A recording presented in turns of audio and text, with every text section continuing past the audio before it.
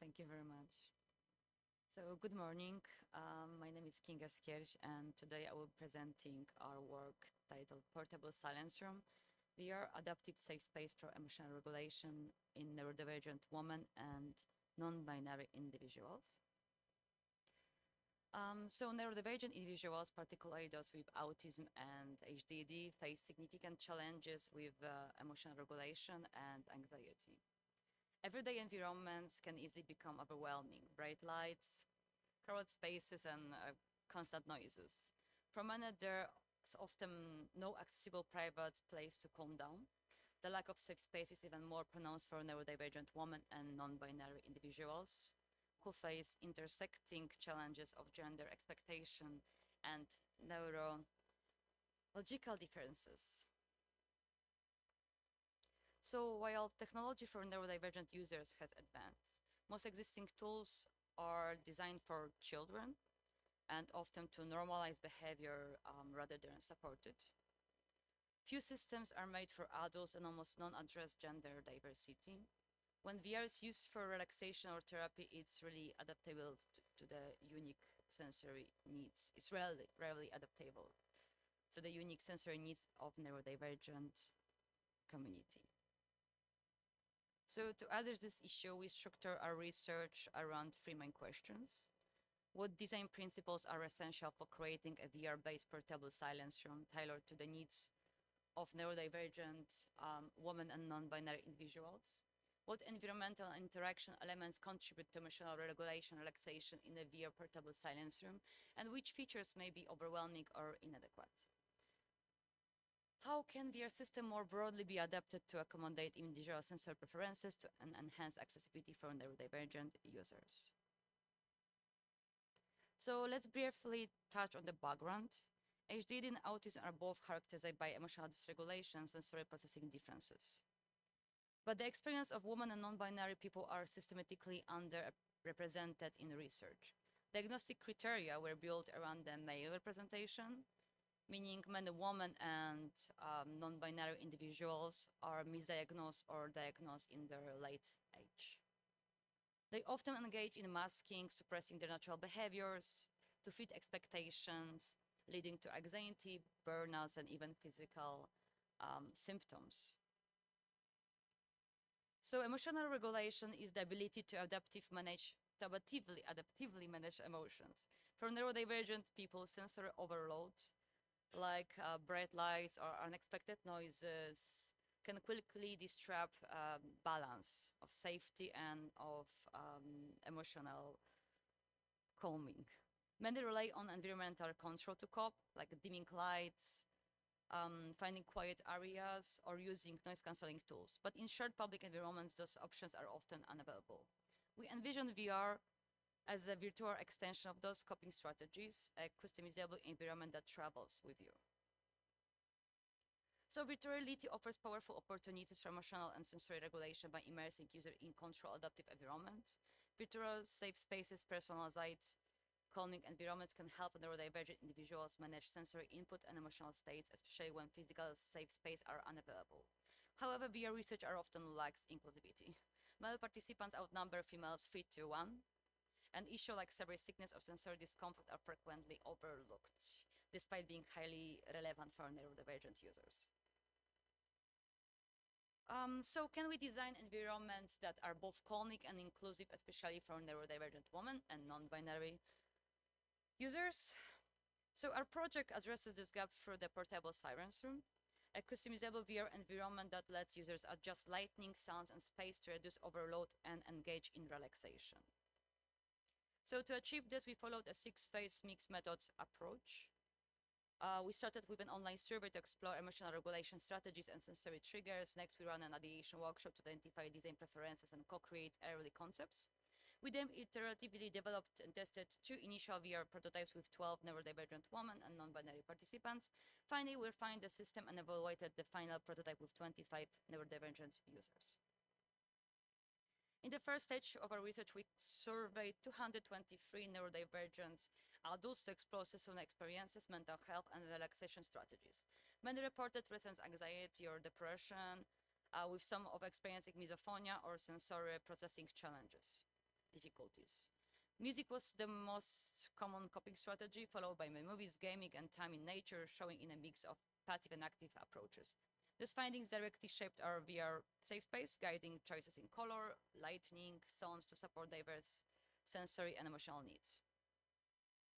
So we ran we ran 8 weeks online workshop with 32 participants, 22 women and 10 non-binary, all with autism and HDAD, or autism HDAD, using Miro board. Activities including identifying sensory triggers, defining personal safe space, and co-designing VR relaxation features. Analysis revealed 3 key challenges: environmental stressors, like for example noise and deadlines, like daily life things; sensory triggers, like sudden light, repetitive sounds like chewing; and emotional reactivity, anxiety, shutdowns, burnout. Preferred safe space often features natural environments, dim or dark lights, quiet, empty areas, and optional biofeedback heartbeat visualization.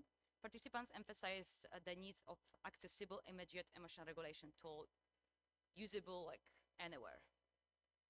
So then we developed 2 initial prototypes based on instincts from our workshops. The first, Nature and House, offered a procedurally generated landscape with natural features and the guided breathing exercises. The second, Galaxy and Biofeedback, was a low-light cosmic environment reacting to participants' heart via multi-beat sensors. 12 neurodivergent participants, 9 women and 3 non-binary individuals, take part in it. Half had pure experience in VR, half do not.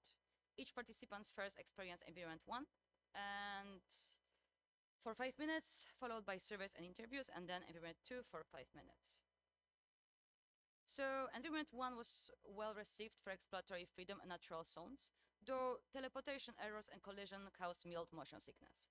And step-based movement was something irritating for most of the users.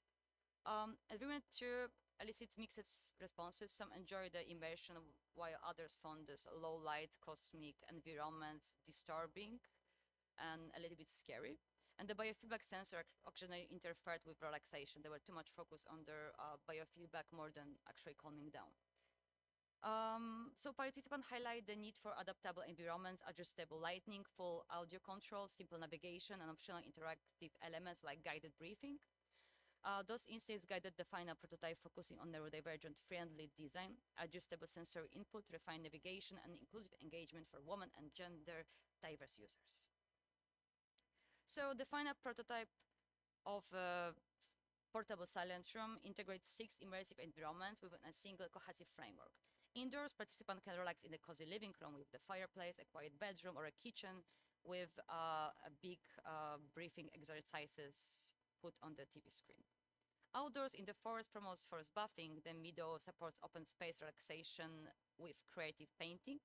And the riverside offers transitional calming effects. Key design features include real-time lighting adjustment, multi-environmental navigation, 6 distinct audio profiles associated with relaxation for neurodivergent users. The system also supports multimodal interaction like painting and structured breathing exercises, allowing highly personalized sensory and emotional regulation. We recruited 25 neurodivergent participants, including women and non-binary individuals, spanning a range of age and diagnostic status. Participants chose testing location where they felt comfortable, including universities, cafe, restaurants, home, and LGBTQ+ friendly community centers. Each participant explored the VR system freely without any time restriction. We collected pre- and post surveys alongside structured interview, focusing on emotional regulation, usability, and feature preferences. Data were analyzed through thematic analysis to identify key patterns and design insights. So participants valued the ability to personalize the environment, including day-night settings, location selection, audio and multimodal activities like breathing exercise and painting. Many reported improved emotional regulation and stress relief, with 83% indicating they would like to use the system daily if accessible. Most participants experience little to no motion sickness, highlighting the importance of stable low motion environments.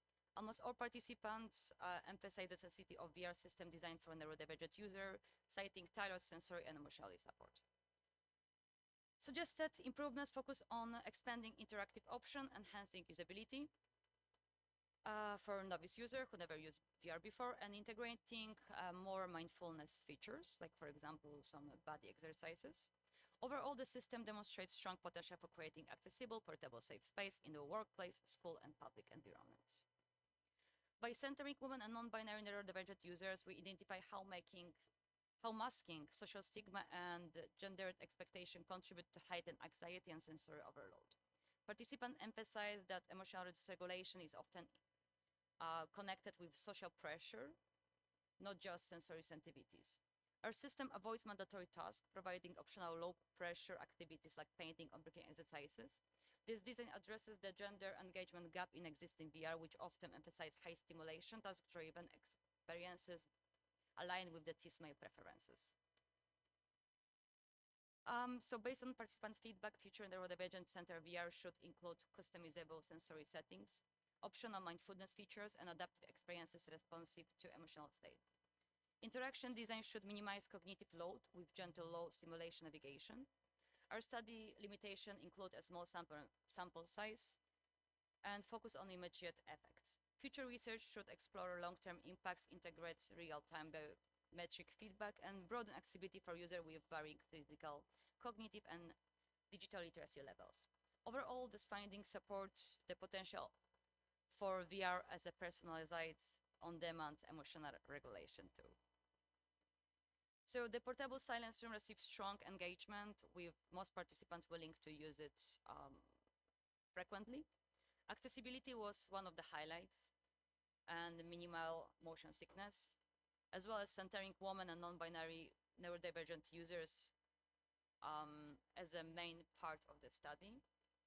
So participants envision the system in a workplace mainly public spaces and therapy clinics, highlighting VR potential to create portable safe space.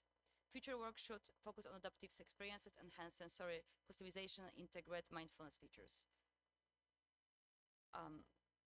Yes, and to create more adaptive environment for neurodivergent users. And that's it. Thank you very much.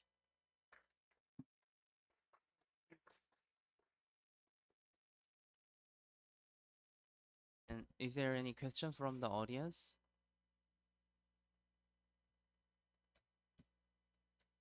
Then I have a quick question. Which sensory modality was most impactful in designing such interfaces? Sensory modality? Which type of you said there was customizable feature? Yes, like inside the VR, like the users could freely choose what they would like to do and where they would like to go. For example, like most of the studies usually have a designed area of study, but since I wanted to check the portable silence room as in the like real life session, so people were choosing for the first environment when the study going to be conducted by their own preference and when they feel comfortable, either in public spaces or in the or homes. As well, like the system insights was including the features like toggles to change between day and night. Since in our previous system and as well in our workshop, the participants said that it's very important for them to choose between light and dark, because like for some, light effects was overwhelming their sensory sensitivity, but for the others, the dark was too overwhelming and kind of raising up anxiety.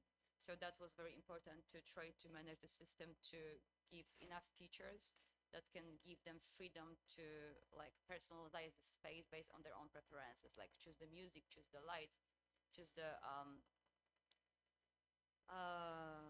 place they want to be, because everyone has a different as well preferences towards towards their own safe space. And as well, we add to exercises like VR painting for those who prefer like relieve their stress through the creative process, or breathing exercises, as well as a result of a workshop and discussion with the other neurodivergent users. That's mostly features we had. Great. And yeah, let's give her applause. Good afternoon, everyone. My name is Anish, and I'm here with my co-authors, Danyang Peng and Kinga Skiers, to present a co-designed VR group therapy system for the LGBTQ plus community.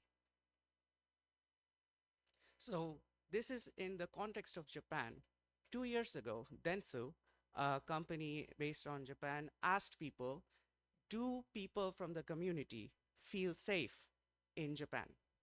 And if you see the pie chart right there, the red and yellow regions, more than half the people responded that no, the community is not safe in Japan.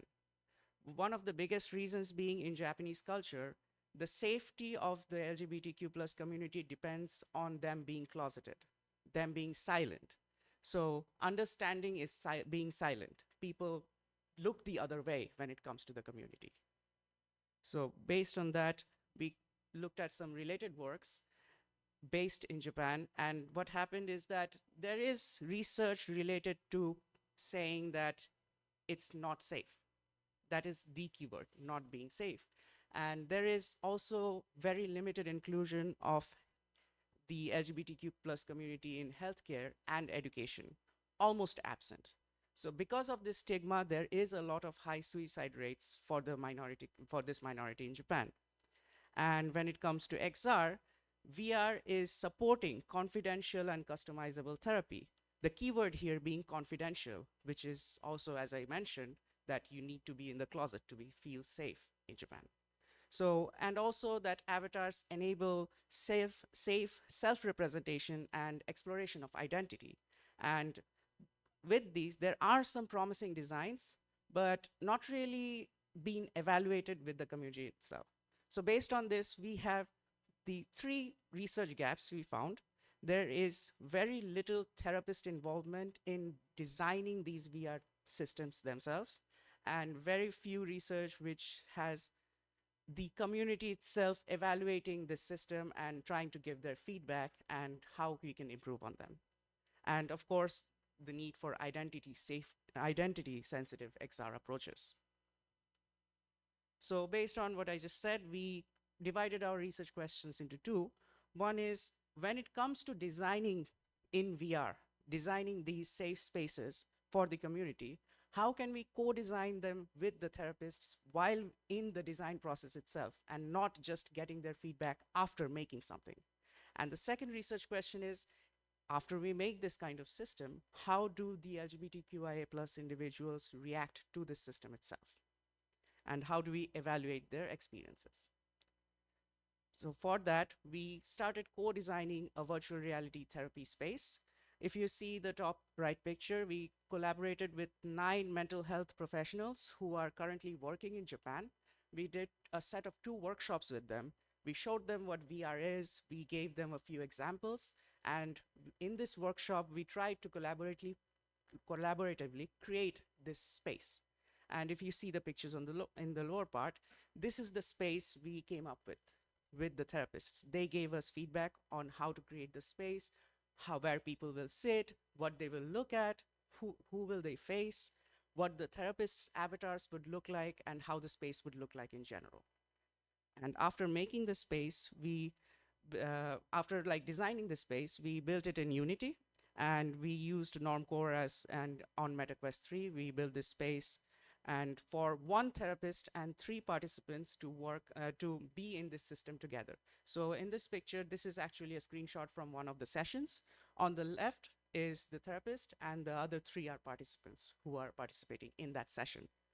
So just like Zoom, when you join, you can see your own face. Because the participants were also wanted to see, they created their own avatars.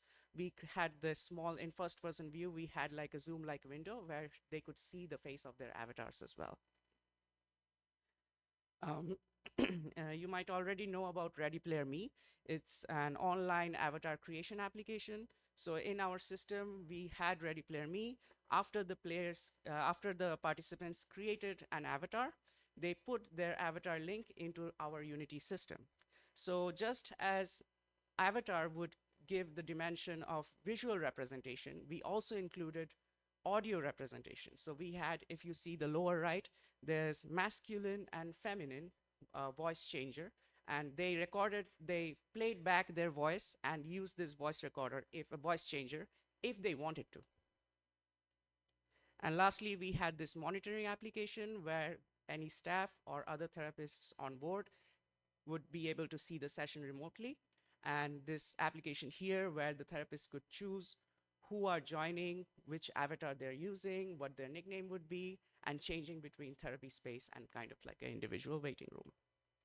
So next, I'll hand over the mic to my co-author. Yeah, for the experiment, we recruited 21 LGBTQIA plus individuals. In terms of gender identity, 10 participants were cisgender and 10 identified as transgender. One participant identified as X-gender. Participants first spent around 25 minutes customizing their avatar and choosing a voice filter. Then they join a VR group therapy session lasting about 13 to 20 minutes, led by a therapist with 2 or 3 participants in the same virtual space. After the session, they fill out questionnaires and took part in a short interview. By combining both survey and interview data, we were able to gain deeper understanding of their experience in VR therapy environment. We asked participants to rate their experience across 4 areas: easy of use, immersion, satisfaction, and sense of safety.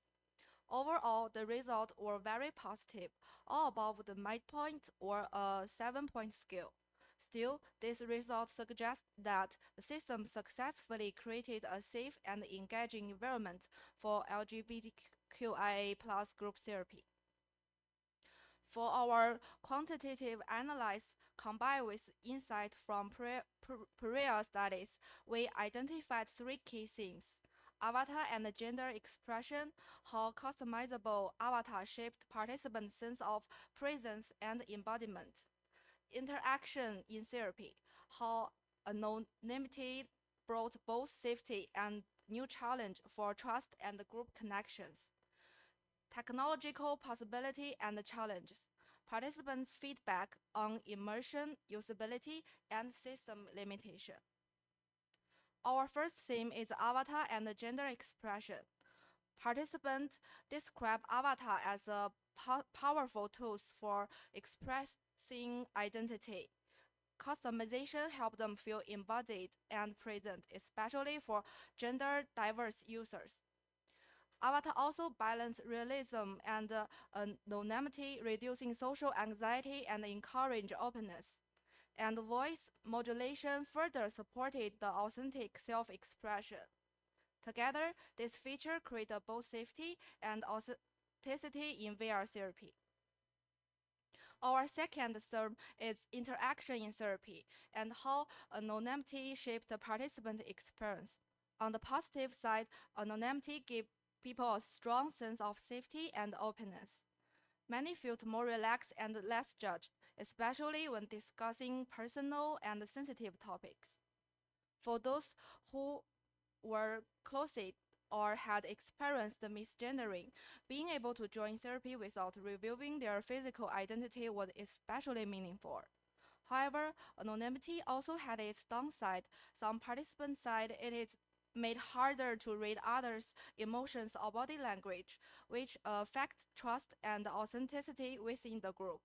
So overall, anonymity worked as a double-edged sword. It empowers self-expression, but sometimes made it harder to build trust. This points to importance of finding a balance between privacy and a genuine connection in virtual therapy setting. Our third theme is technological possibility and challenge. Participants found VR therapy more immersive and less intimidating than video call. Avatar, gesture, and room design help create a comfortable, engaging atmosphere. But there were also limitations, such as Wi-Fi constriction, hand tracking glitches, and headset discomfort during longer sessions. Overall, our system worked well, but technological and ergonomic ergonomic issues need improvement before wider use. In our discussions, we focus on how avatars creations can empower and frame gender identity. In case of care, we created the term representative anonymity to explain how avatar help people maintain their personal characteristic private, but offer them a way to express their identity in the way that they want. Finally, compared with in-person therapy, many saw VR has an accessible interpoint, while still emphasizing the value of physical presence for deeper emotional work. In short, our future work focuses on making VR group therapy more empowering, inclusive, and scalable through system and access improvement. Detail can be found in our paper.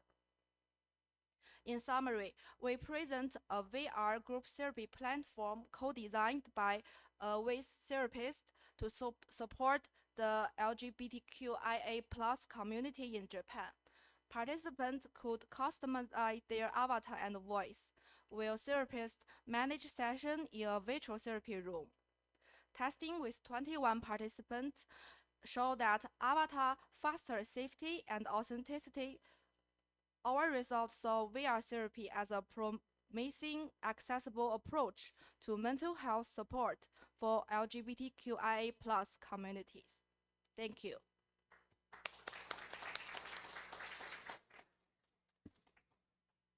Yeah, thank you for a great and interesting talk. And is there any question from the audience?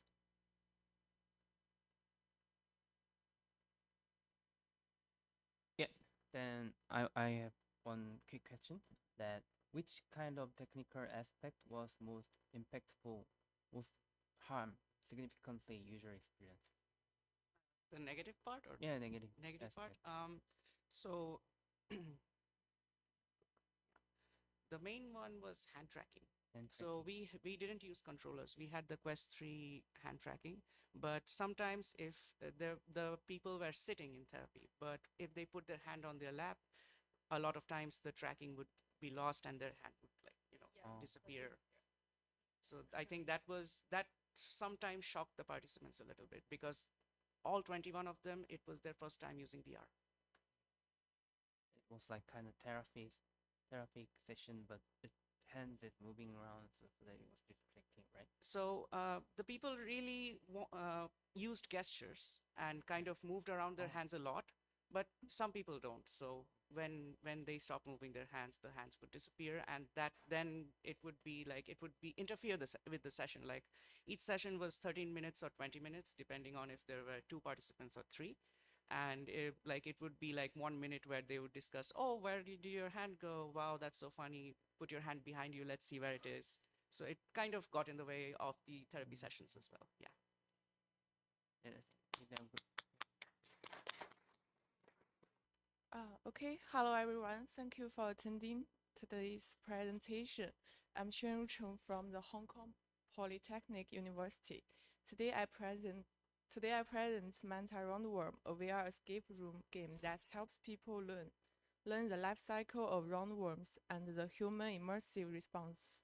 If you are interested in biology and serious game in VR, I think our topic is appropriate for you.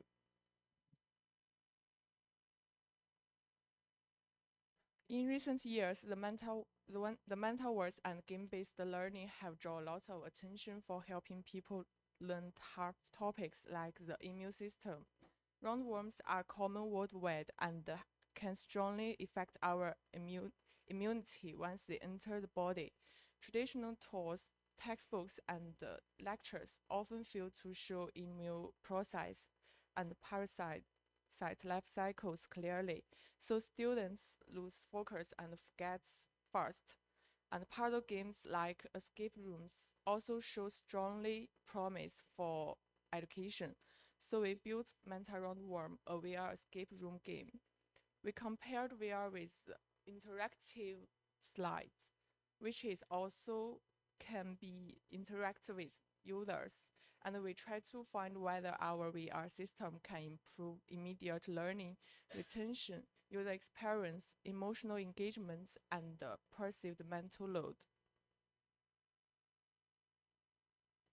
At present, other VR apps already visualize cells and anatomy, which is great, but they don't focus on dynamic host pathogen interactions and immune responses.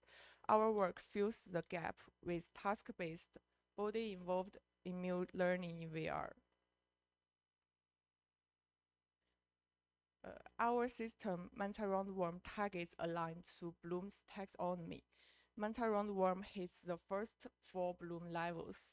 We can see this picture in our system. First, knowledge is remember the worm life cycle stage. Next, the comprehension is understand immune responses like croakings and macrophage. Then the application is apply them by simulating cell defiances. Finally, the analysis is analyze different immune site trees. The game follows. First up is the meta roundworm start. The game follows the true life path of parasites from ingestion to larval travel and back to the intestine as adults. We can take a quick look. Screen, where the player clicks Start to enter Prologue. Prologue. Level 1, the oral cavity room, where participants had to find roundworm eggs in food scraps. Correctly, they can proceed to Level 2, the small intestine room. Level 2, the small intestine room, where participants were mainly told that roundworm larvae first appeared, hatched. Access Level 3, the liver room. Level 3, the liver room, where immune cells identify and destroy roundworm larvae. Okay, the video is a little long, so I continue. The entire game design begins by explaining how roundworms enter the human body. It then follows the actual organs they pass through, like the mouth, small intestine, liver, lungs, throat, and return to small intestine. Based on this process, the sequence for the escape room game was designed. Each level is a small escape puzzle tied to correct biology.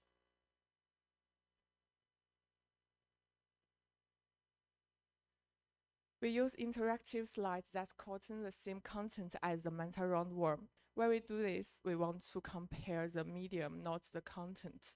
The topic, facts, and quizzes are the same in both groups. Participants can do 4 types of actions, like answer short quiz items, label passes on image, draw simple passes or marks, and listen to short audio tips. The slides are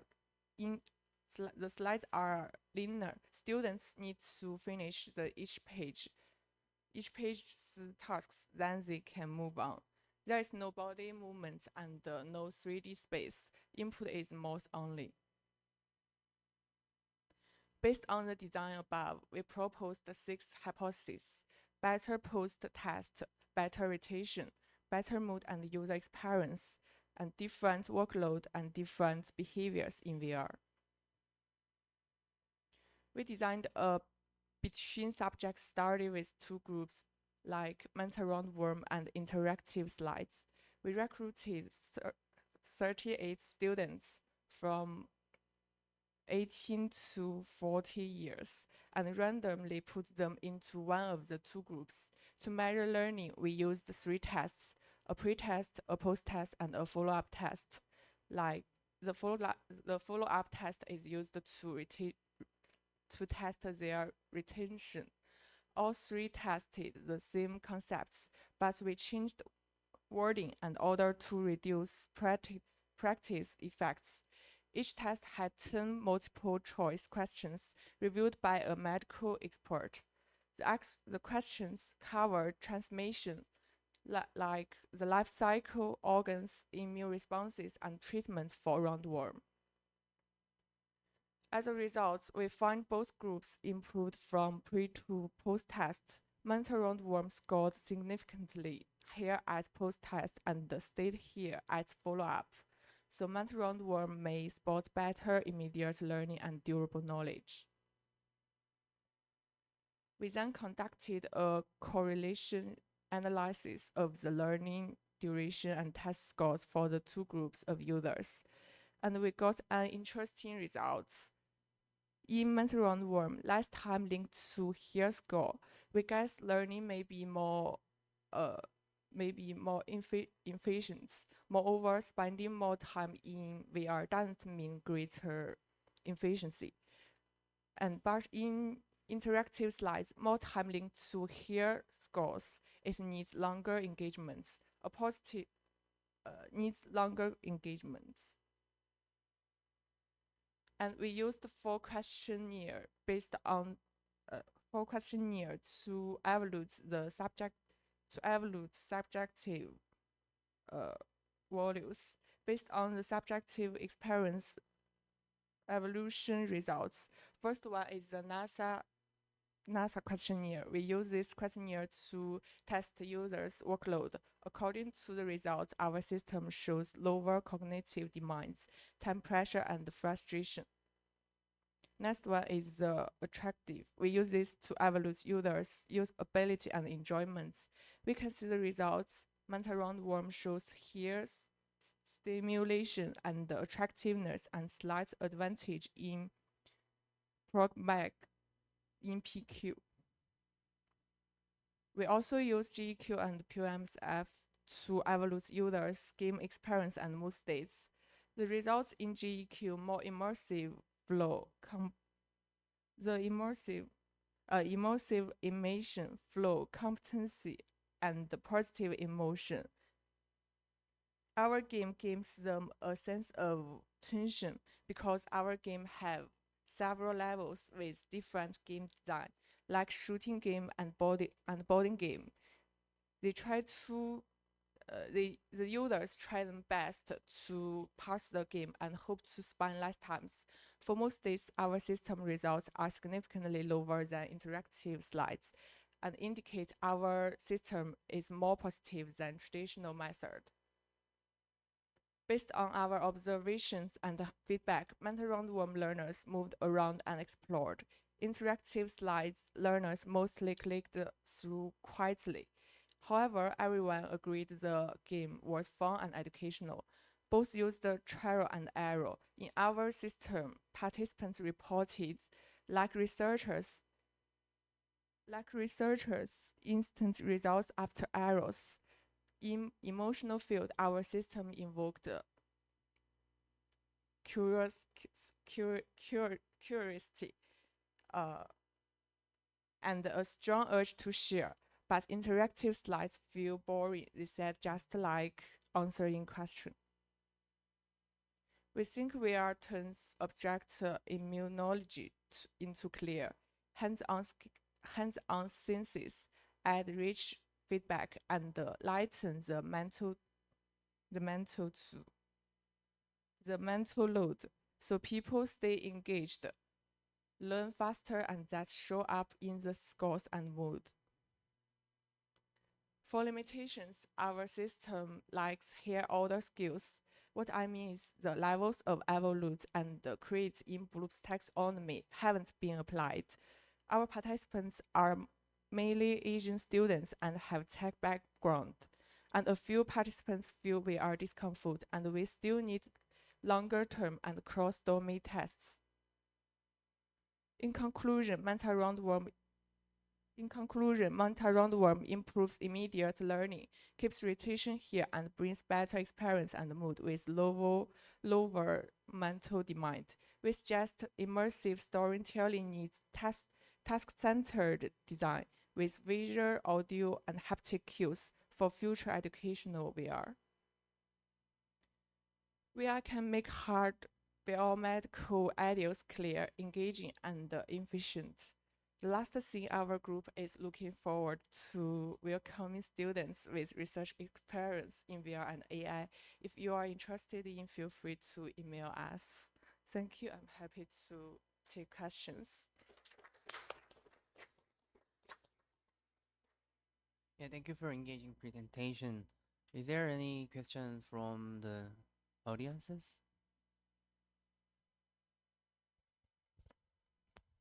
Thank you very much for the talk. One question I have is, what do you feel was important for creating a successful game for educating, specifically thinking about the design of the VR experience? Were there certain things that were really important for the significant success of your system?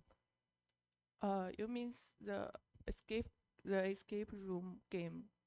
Sure. I'm asking, like, there's so many different ways of designing different types of serious games. What makes your game like? What did you learn from your game design, and what would you recommend for other game designers to do to make a successful serious game?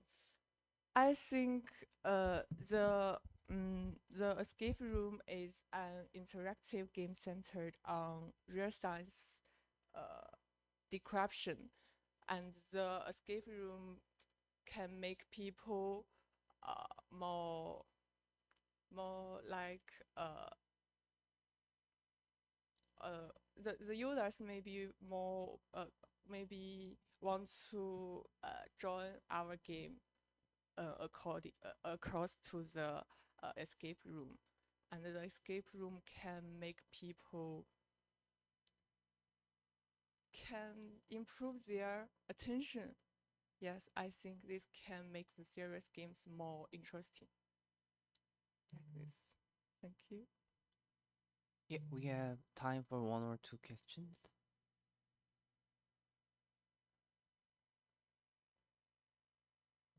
Yeah. And then I have one question that although the time spent on the beta round room was extended, but actually score was decreased. Yeah. Yeah. What do you think? Why such things happen? I think maybe the mental roundworm is more interesting, and the interactive slides is more for the users. Maybe the interactive slides are more boring. So the users, like the escape room, they need to control their time. They want to quickly pass the game. So they will focus on their self than pass the game. So I think maybe the game more interesting, so they learn better. Yes. Yeah. Thank you. Thank you. Hello and very welcome. My name is Karen Liao. I'm a PhD student from Xi'an Jiaotong Liverpool University and also University of Liverpool.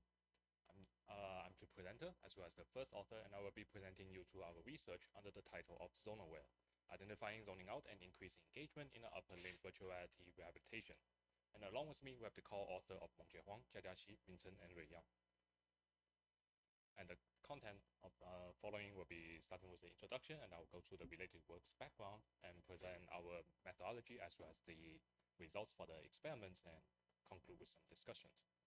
So starting off with the introduction, well, VR has progressively become a transformative tool in the field of rehabilitation. It provides immersive and also interactive environment for repetitive and engaging exercises.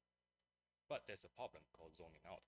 So it's a lapse of attention where it's stripped away from the main task. So a bit like daydreaming or not focusing, which will disrupt your engagement and also reduces the effectiveness of rehabilitation.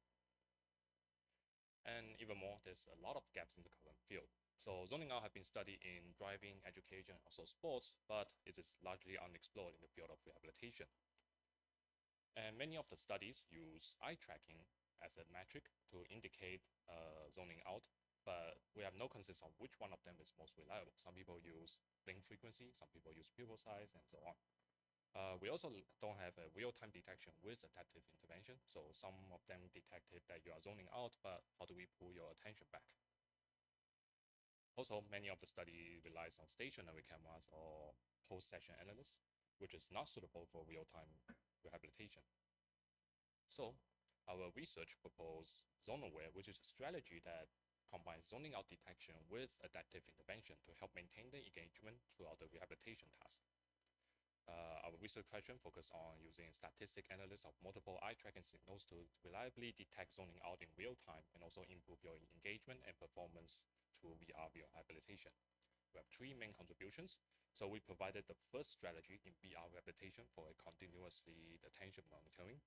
Also introduce a novel approach, a theory-driven intervention where we can pull your attention back by changing the task difficulty, and also demonstrate how to use statistic models with multiple eye tracking metrics to deliver accurate detection.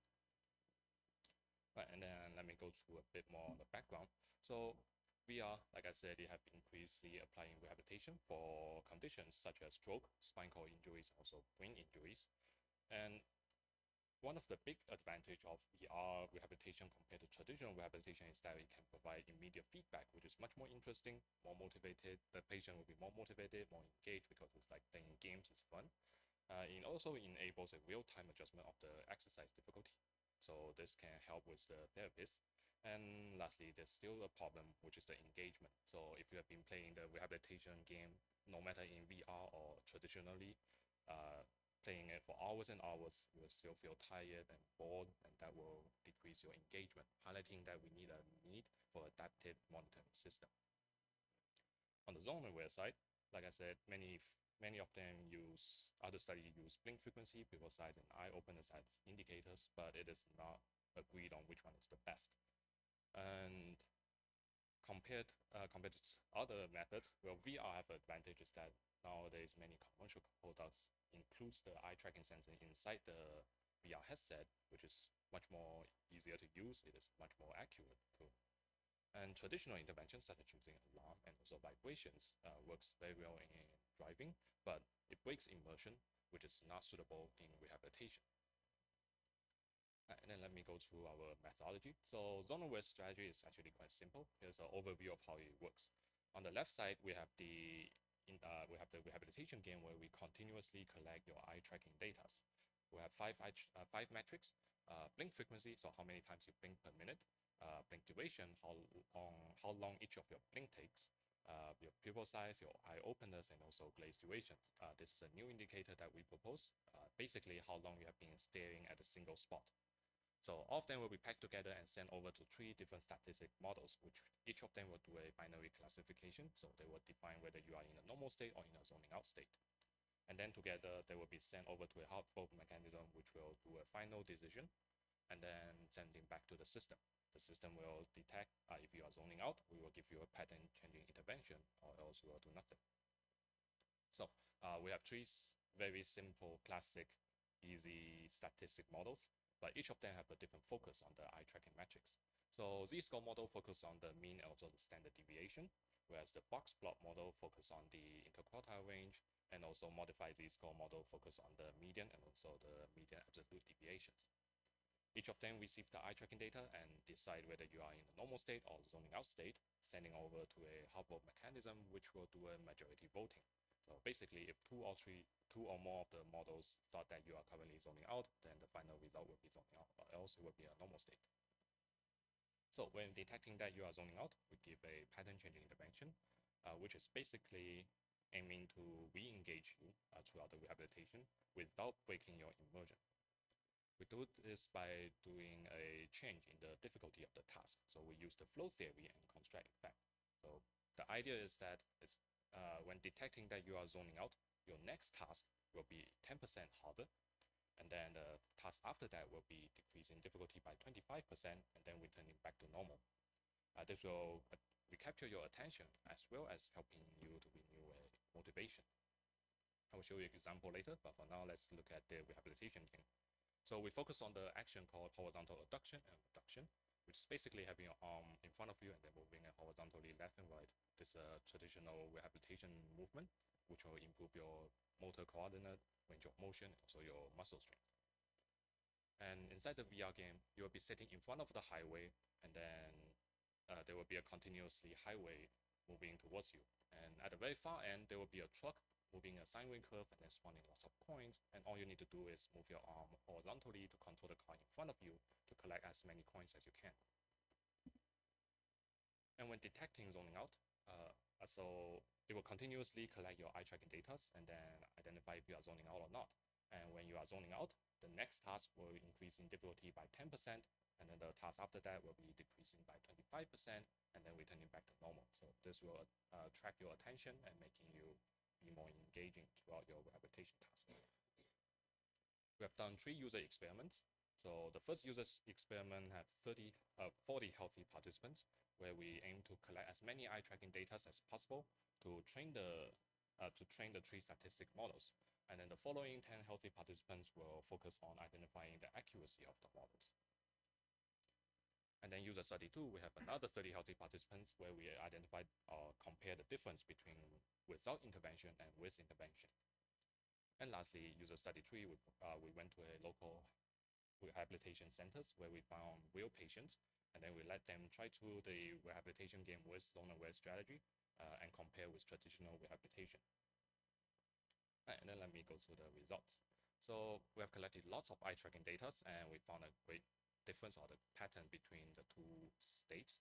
So blink frequency, you are likely to be blinking much more faster in a normal state, but when you start to zone out, your blink frequency will decrease a lot. It's opposite on the blink duration. So when you are zoning out, each of your blink takes much more longer. Pupil size will decrease in zoning out state, as well as eye openness, so you'll be feeling tired or bored, and then your eyelids start to fall. And glaze duration is basically when you are zoning out, you will be staring at a single spot much more longer compared to in a normal state. And then when talking about zoning out, the first zoning out often occurs about 5 minutes since you stop playing the rehabilitation game, and then the following zoning out is much more faster, maybe 2 minutes. But by introducing a pattern-changing intervention, it helps to reduce the zoning out frequency as well as the duration, and that helps to improve the task performance. So people can collect more points when we have introduced the pattern-changing intervention. On the experiment side, so the engagement had increased with the pattern-changing intervention, as well as the user experience, including motivation, your confidence, and also immersion. And lastly, we have a high usability score across all the participants, and the therapists have been standing beside the patients and observed through the whole experiment, and they rated that the users are very joyful, engaged, and also motivated. Other results includes we have a high accuracy in detecting zoning out, 98.24%, as well as a very fast detection speed, 82 to 150 milliseconds average to identify zoning out. It is also very robust across the population, as well as the therapists themselves have tried out the rehabilitation game, and they thought that the zone-aware strategy is very accurate, it is very fast, and not distracting at all. So, and then let me conclude with some discussions. So yeah, so this is the first zoning out monitoring strategy in VR rehabilitation, and we found that the 5 eye tracking metrics are very reliable. And we proposed the pattern changing intervention, which is very effective in helping to reintroduce your attention. We have tried it on real patients, and we help to enhance the engagement, as well as finding that using eye tracking fits very well in the clinical practice. We also provided the therapist with some objective attention feedback, which will be useful for future works. There is some limitations. So one of the biggest one, not trying to be offensive, but some people do have very small eyes, and that causes a problem with the eye tracker. So the eye tracker might think that you are closing your eyes, but actually that person is opening his eyes as wide as possible. But yeah, so incorrect collection of data will cause zoning out detection to be incorrect. Also, some elder or some of the patients thought that the VR headset is actually quite heavy. That causes them to have neck strain, also eye fatigue and dizziness. So for future work, we will need to introduce some measures on the discomfort, hopefully to improve the hardware or software designs. We will broaden the participant pool as well as conduct long-term clinical studies. Yeah, and that's it for the presentation here today. Thank you very much. Yeah, thank you for a great presentation. And are there any questions from the audiences? Yeah.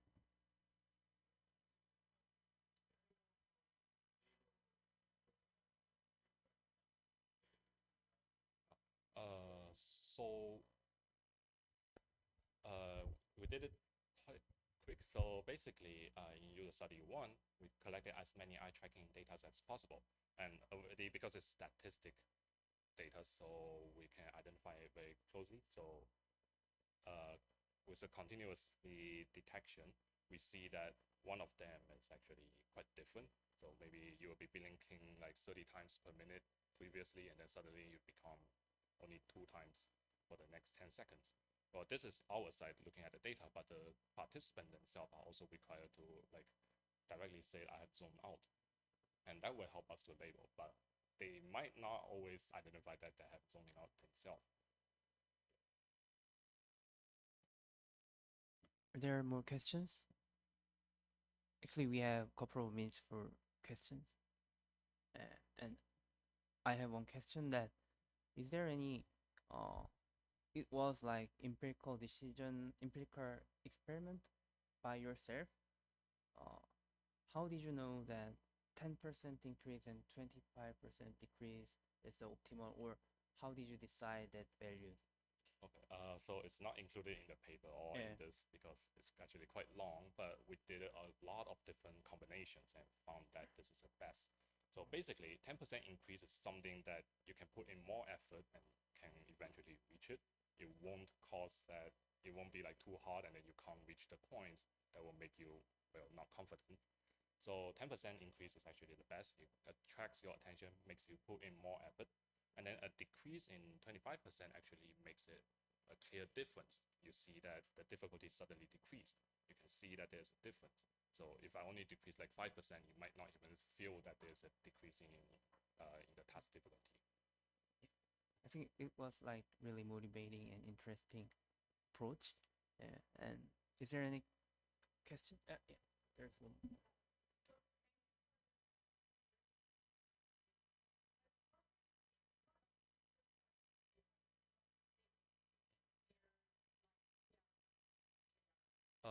Sorry, no. It's with intervention and without intervention. Yes.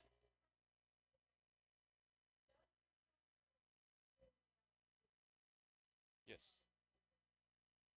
Yes. It decreases the zoning out duration and the frequency. Yes.